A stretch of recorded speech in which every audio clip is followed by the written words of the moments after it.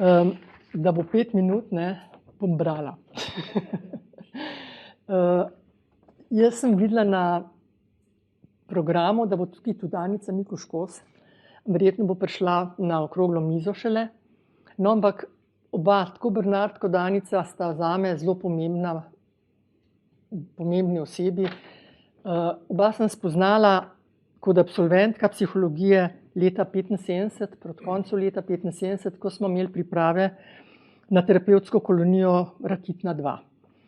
Imela sem velikansko srečo, lahko rečem, da sem vaju že na začetku svoje poklicne kariere spoznala.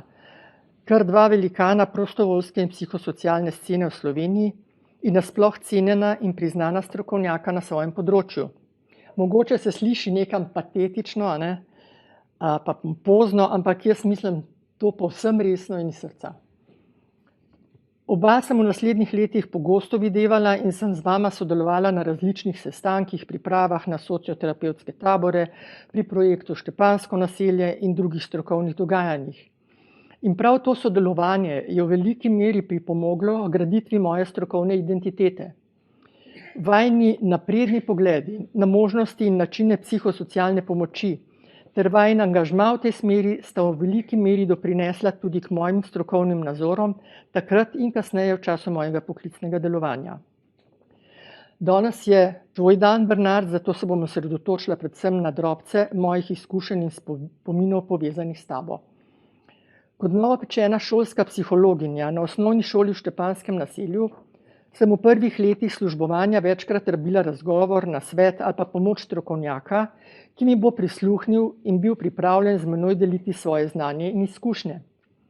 Kadar sem se torej z dilemo v zvezi s svojim delom in vlogo svetovalne delavke obrnila nate, Bernard, in to ni bilo samo enkrat, si me običajno povabil na sprehod.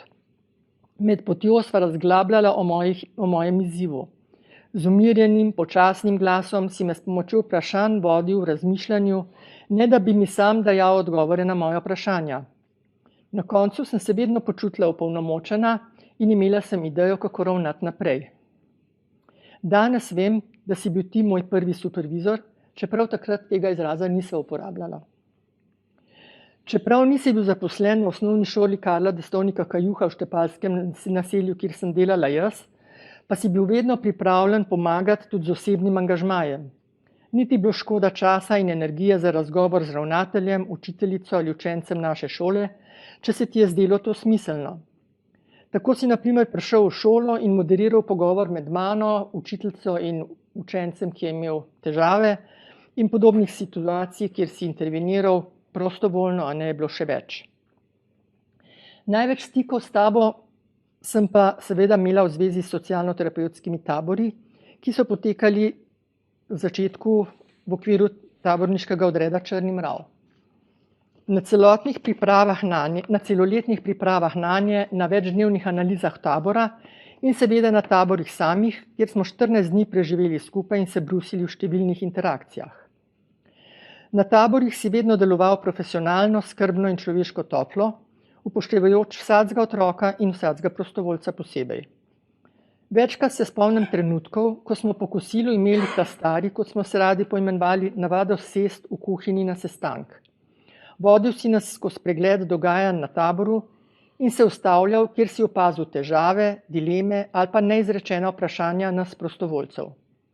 O dilemah si nam pomagal razmišljati, analizirati stanje in iskati prave načine našega nadaljnjega ravnanja.